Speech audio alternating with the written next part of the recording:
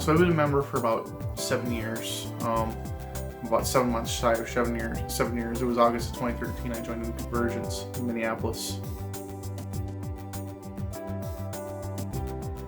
So the Bureau of Ships is responsible for the policy behind managing chapters, like naval chapters with the Havens, the Honormanis, the Graysons, and the Manicorans.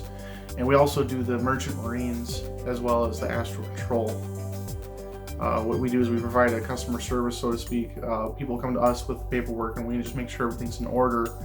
And we'll go an extra step that we didn't see before I kind of got involved, where we actually talk to the other bureaus on behalf of the requester, so that way we can ensure for them that everything gets done.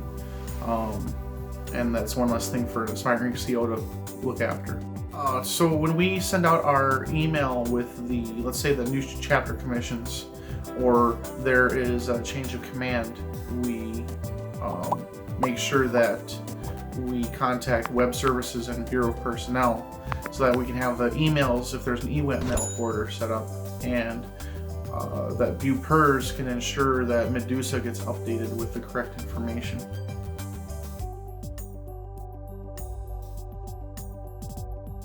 So I got involved, like I said earlier, at Convergence, and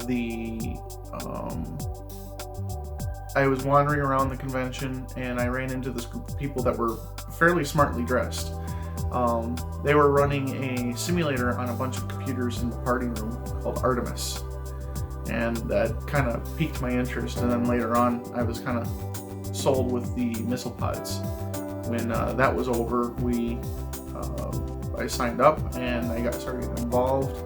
The chapter I was on, Valkyrie, did a lot of gaming, and I got encouraged to apply for the shipbuilder of Bureau of Ships, and that led into becoming the chief of staff.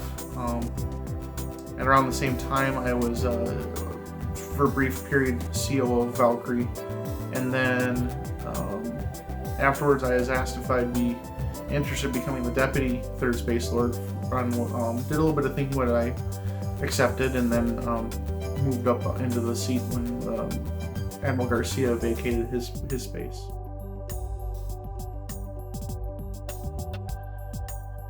There are a lot of highlights. It's kind of hard to pick. Probably when I was still a chief petty officer in the organization, and I was helping with the party room. And at the time, Captain Bill Locken asked me, "Hey, Chief, why does that Marine have his hands in his pockets?" To which the Marine didn't, the individual didn't see it coming, but we ad-libbed an immediate role play. And I just kind of turned around and went, "Marine!" and kind of dressed him down and made him do a couple push-ups and played out. And he played really well. He played dumb. But then afterwards, that was kind of fun. And I noticed that some of the people were like, "Oh, this looks fun, let's join." So I kind of took some of my military experience and rolled with it.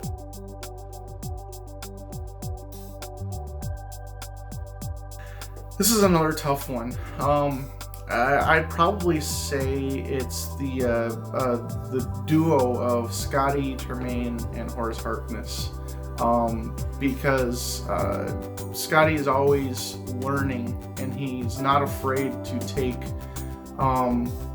advice or information from even someone who could be seen as a subordinate to him, which would be Horace Harkness, who used his experience, both good and bad, in a lot of positive ways along the series, and just the duo of that team really played well for me in the series.